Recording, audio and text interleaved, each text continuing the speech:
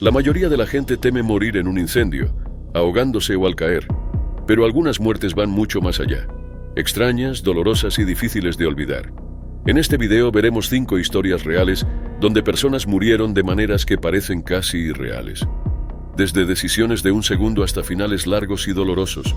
Esta es la parte 3 de las peores formas en que la gente ha muerto.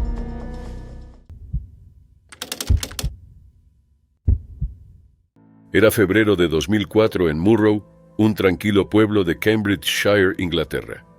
Ronald McCluggage, un padre de 2 hijos de 51 años y ex mecánico de motos, se había separado recientemente de su pareja. Vivía solo en un pequeño bungalow y tenía problemas de salud, incluyendo asma y una afección hepática. Se sabía que estaba débil de salud, pero nada podía preparar a nadie para lo que estaba por ocurrir. Solo unas semanas después de la ruptura, Ronald fue a recoger las pertenencias de su exnovia de un armario empotrado del dormitorio. Era una tarea rutinaria, pero algo salió terriblemente mal. Mientras estaba dentro del armario, un gran ropero se volcó y cayó de manera incorrecta, presionando con fuerza la puerta. El ropero era pesado y estaba sobre suelo de concreto nivelado, lo que hacía imposible abrir la puerta desde dentro. Ronald quedó atrapado. Al principio se pensó que intentó mantener la calma. Probablemente trató de empujar la puerta, pero no se movió. Con el paso del tiempo y sin que nadie apareciera, se dio cuenta de que estaba completamente atrapado. Sin teléfono, sin comida y sin salida, comenzó a buscar algo que pudiera ayudar. Dentro del armario había una tubería de cobre. En su desesperación la rompió, quizás esperando usarla para abrir la puerta. Pero el agua comenzó a inundar el espacio, y no paró. Ahora no solo estaba atrapado en un espacio pequeño y oscuro, sino también empapado y con frío. El agua no tenía dónde drenar. Aún así intentó usar la tubería para golpear la puerta y liberarse, pero fracasó. Con el paso de las horas y los días, Ronald se debilitó. El agua helada empeoraba la situación. Su asma y su mala salud dificultaban su lucha. Al final permaneció dentro del armario casi una semana, solo, mojado, helado e incapaz de escapar. Su hogar era silencioso y aislado. Nadie escuchó sus gritos de ayuda. Nadie se dio cuenta de que faltaba. Los vecinos comenzaron a preocuparse. No lo habían visto en casi 2 semanas. Algunos también escucharon ruidos extraños, probablemente de Ronald golpeando el armario con la tubería. El 15 de febrero la policía fue enviada a revisarlo. Los oficiales forzaron la entrada. Adentro estaba frío y silencioso. En un dormitorio, notaron el ropero de lado, presionando fuertemente contra el armario. Luego vieron algo escalofriante. Un par de pies sobresaliendo bajo la puerta del armario. Ronald había fallecido. Los oficiales tuvieron que mover el ropero entre varios debido a su peso. Al abrir el armario encontraron el cuerpo de Ronald. El agua seguía saliendo de la tubería rota. Probablemente había muerto días antes. Al principio los investigadores pensaron que podía haber algo sospechoso. La escena era extraña, pero no había signos de entrada forzada, objetos robados ni lesiones que indicaran la participación de alguien más. Finalmente descartaron intervención externa. Aún así, el hermano de Ronald, William, dudaba. No creía que el ropero se hubiera caído solo. Incluso pensó que alguien podría haber intentado robarlo, pero la policía no estuvo de acuerdo. Un oficial señaló marcas en la pared que mostraban que el ropero ya se había volcado antes. El forense describió el hecho como un accidente inusual. La causa oficial de muerte fue bronquitis, una grave enfermedad pulmonar que dificulta la respiración. El agua fría pudo haber empeorado su estado, pero quizás ya estaba enfermo antes de quedar atrapado. Por esto el forense dio un veredicto abierto, es decir que la causa exacta no estaba completamente clara. Los últimos días de Ronald fueron pasados atrapado en un espacio no mayor a un armario. Cada intento de escapar fracasó, y cuando finalmente llegó ayuda fue demasiado tarde.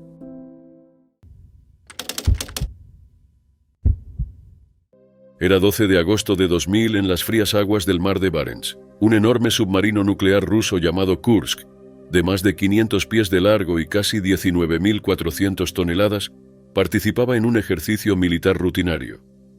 Era uno de los submarinos más grandes del mundo y orgullo de la Marina rusa. Pero al final de ese día, descansaba en el fondo del mar y sus 118 tripulantes habían desaparecido. El Kursk se había construido durante la Guerra Fría. Estaba diseñado para destruir grandes barcos enemigos y llevaba potentes misiles P-700 Granit. También tenía 2 reactores nucleares y podía navegar bajo el agua largos periodos sin ser detectado. Para muchos, parecía imposible de destruir. Pero justo antes del mediodía de ese día, algo salió terriblemente mal. A las 11:20 de la mañana, una explosión repentina sacudió la zona. Poco más de 2 minutos después, se registró una segunda explosión, mucho mayor, tan potente que los sismógrafos la detectaron hasta Alaska. Poco después, las autoridades rusas confirmaron que el Kursk había dejado de responder. Se había hundido hasta el fondo del mar, a unos 354 pies de profundidad. Al principio hubo confusión. Algunos oficiales dijeron que podría haber golpeado una mina antigua de la Segunda Guerra Mundial. Otros creyeron que pudo chocar con otro submarino. Algunos incluso sugirieron que podía ser un experimento secreto. Pero ninguna de esas explicaciones se sostuvo. Investigaciones posteriores mostraron que uno de los torpedos del Kursk había filtrado peróxido de hidrógeno, un químico usado como combustible. Cuando este químico entra en contacto con ciertos metales, como la plata, causa una reacción rápida y violenta. Esa reacción química probablemente provocó la primera explosión, que desencadenó una reacción en cadena con los demás torpedos. 2 minutos después, una segunda explosión, mucho mayor, destrozó el submarino. El gobierno ruso rechazó ayuda de otros países. El presidente de entonces, Vladimir Putin, permaneció de vacaciones. Durante 5 días, los oficiales rusos dijeron que tenían todo bajo control e incluso afirmaron haber contactado con sobrevivientes. Nada de eso era cierto. Los equipos de rescate no pudieron entrar hasta que fue demasiado tarde.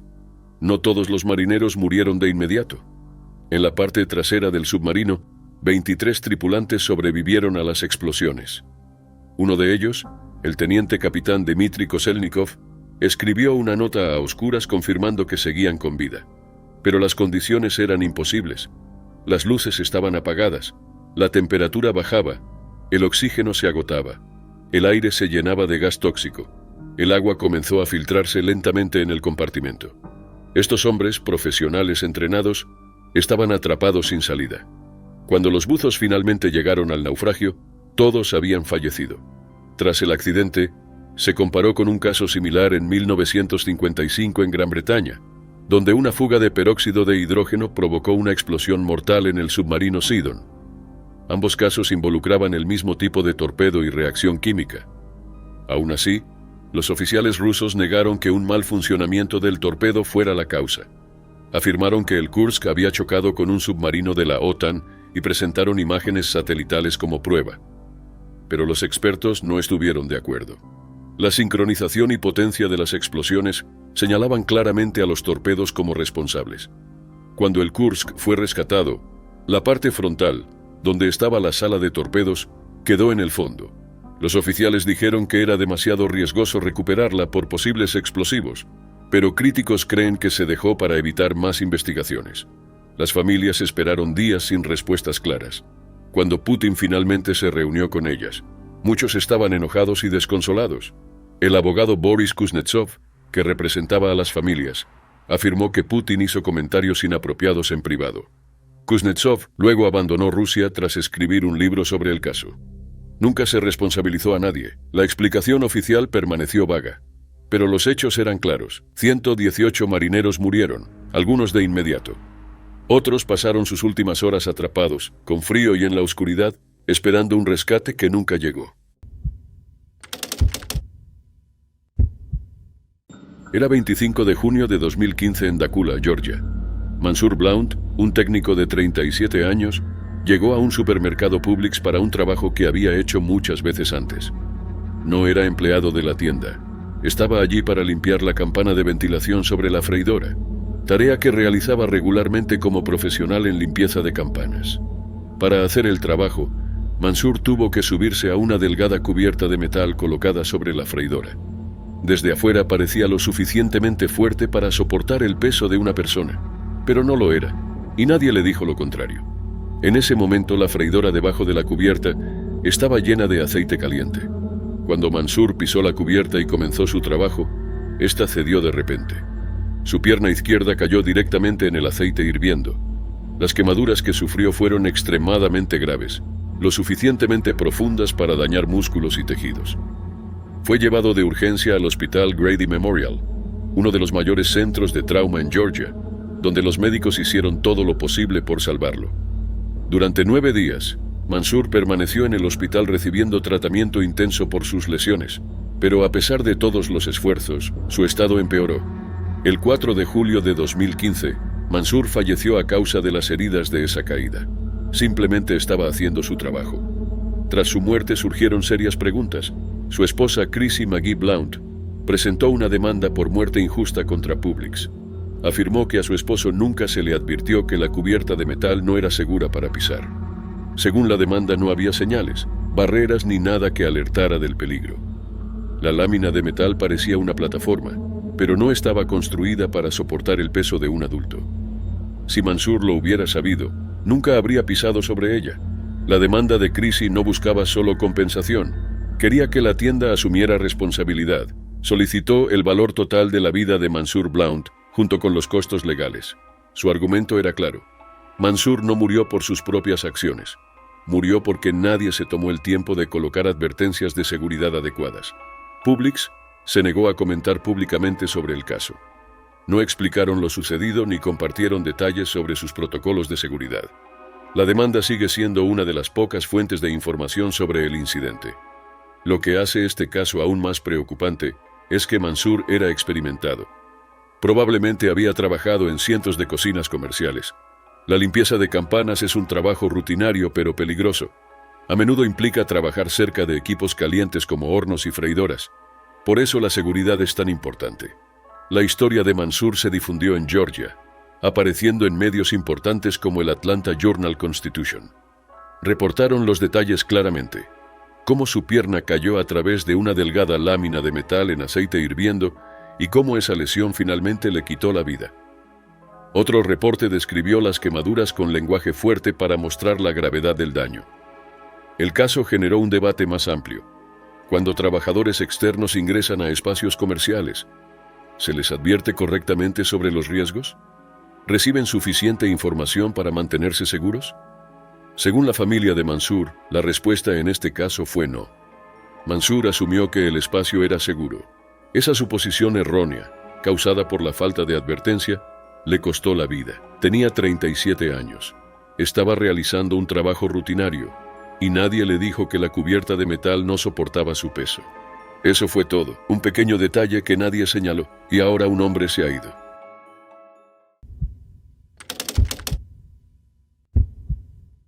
Era 26 de noviembre de 2018 en lo profundo del desierto del Yukon, Canadá. Valérie Theoret, una maestra de 37 años en licencia por maternidad, vivía fuera de la red con su pareja, Germond Roseholt, y su hija de 10 meses, Adele.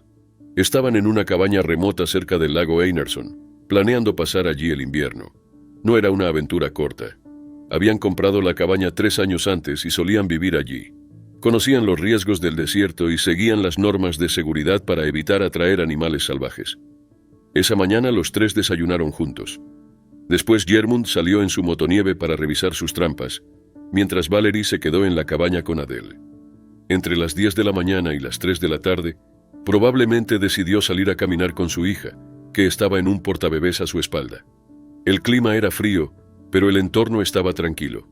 Sin saberlo, algo peligroso se encontraba cerca.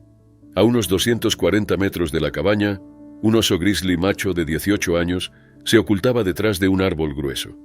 El oso estaba en mal estado, hambriento, enfermo y gravemente herido. Había comido un puercoespín recientemente, y las púas dañaron su sistema digestivo, haciendo difícil y dolorosa la alimentación. Pesaba solo 137 kilogramos, muy por debajo de lo que un grizzly necesita para sobrevivir el invierno. No podía hibernar y actuaba por desesperación. Para entonces, el oso había dejado de evitar a los humanos y se había vuelto peligroso. Las autoridades luego encontraron que el oso había seguido la pista de la motonieve que Germond había dejado. Se acercó lentamente a la cabaña, pero no atacó de inmediato. Esperó. Valérie y Adele probablemente pasaron junto al oso sin saber que estaba allí. Oculto a solo 2 metros del sendero, el oso atacó de repente. No hubo advertencia ni tiempo para reaccionar. Los oficiales dijeron después que el ataque fue rápido y silencioso. Tanto Valérie como Adele perdieron la vida casi al instante. No sufrieron por mucho tiempo, pero el ataque fue violento. Alrededor de las 3 de la tarde, Gjermund regresó y sintió que algo estaba mal. El lugar estaba silencioso. Fue entonces cuando el oso se lanzó hacia él. Estaba armado como muchos tramperos y disparó 4 veces. Una bala dio en un punto vital y el oso murió, pero el daño ya estaba hecho. Gjermund buscó alrededor y encontró a Valerie y Adele sin vida afuera de la cabaña. Llamó de inmediato pidiendo ayuda. La ciudad más cercana a Mayo estaba a casi 250 millas. Para las 3:45 de la tarde, la Real Policía Montada de Canadá estaba en el lugar. Se realizó una investigación completa. Expertos de la Oficina del Forense y de Environment Yukon reconstruyeron lo ocurrido. Descubrieron que el oso siguió la pista de Gjermund, pero cambió de comportamiento al ver a Valerie y Adele. Dejó de arrastrar los pies y comenzó a moverse con propósito, escondiéndose en la maleza antes de atacar. Esto no fue un movimiento defensivo, era una acción calculada de un animal en modo de supervivencia. Valerie era una maestra muy querida en Whitehorse, donde enseñaba francés intensivo. Sus amigos y colegas la describían como amable y profundamente respetada. Adele era solo un bebé. La pérdida fue dolorosa para muchos en la comunidad. Esa noche la gente se reunió para llorar. El forense jefe del Yukon confirmó que este era solo el tercer ataque fatal de un oso en la región en 2 décadas. Estos ataques son extremadamente raros. La familia había tomado todas las precauciones conocidas. Su comida estaba guardada de manera segura. El cebo estaba lejos. Nada de lo que hicieron atrajo al oso. El estado del oso lo hizo actuar de manera que los osos sanos normalmente no lo harían. La necropsia confirmó que no tenía grasa. Sus órganos estaban dañados y había estado sufriendo durante semanas. Los oficiales dijeron que nada podría haber prevenido el ataque. No había señales de advertencia. No se trató de negligencia. Fue un encuentro trágico con un animal salvaje al final de su vida. Valerie y Adele simplemente habían salido a caminar. Nunca regresaron. Era 22 de agosto de 2019 en la ciudad de Nueva York. Sam Weisbrand, un ejecutivo tecnológico de 30 años, salía de su apartamento en Manhattan Promenade, un lujoso edificio en la esquina de la calle 25 Este, con la Tercera Avenida en el barrio Kips Bay. Como cualquier otro día entró al ascensor, pero esta vez no saldría de él. Alrededor de las 8:15 de la mañana, Sam entró al ascensor con otras 5 personas. Al llegar al vestíbulo, las puertas se abrieron. Un hombre salió con seguridad. Sam lo siguió, pero justo al dar el paso, el ascensor se desplomó. Estaba a medio salir cuando la cabina cayó hacia el sótano. Sam se agarró del marco de la puerta e intentó empujarse hacia adelante. Un pie ya estaba en el suelo del vestíbulo, pero el ascensor no se detuvo. Continuó cayendo, atrapando a Sam entre la cabina y la pared del hueco. El impacto fue inmediato. No sobrevivió. Sus heridas afectaron el cuello y el torso. El forense de la ciudad indicó que la causa de la muerte fue trauma por fuerza contundente y asfixia mecánica. Las otras 5 personas en el ascensor quedaron atrapadas, pero no resultaron heridas.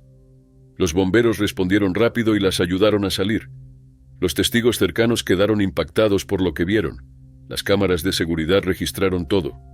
Mostraron los últimos momentos de Sam, lo cerca que estuvo de salir. El hombre delante de él había salido justo cuando el ascensor cayó. Sam era el siguiente, pero la caída repentina no le dio tiempo. Uno de los trabajadores del edificio recordó que Sam intentó salir mientras el ascensor aún se movía. Extendió la mano, pero ya era demasiado tarde.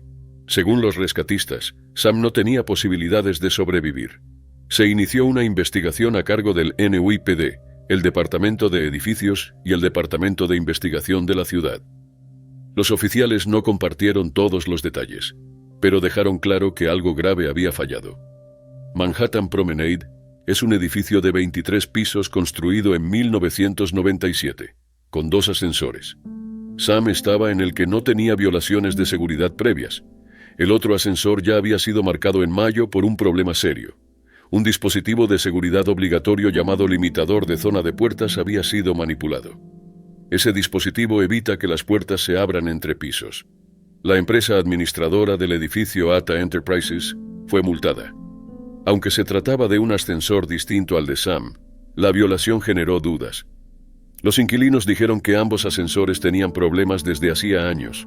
La reportera Sefan Kim de ABC 7 informó que los residentes los describían como poco confiables, comparando los viajes con una casa embrujada.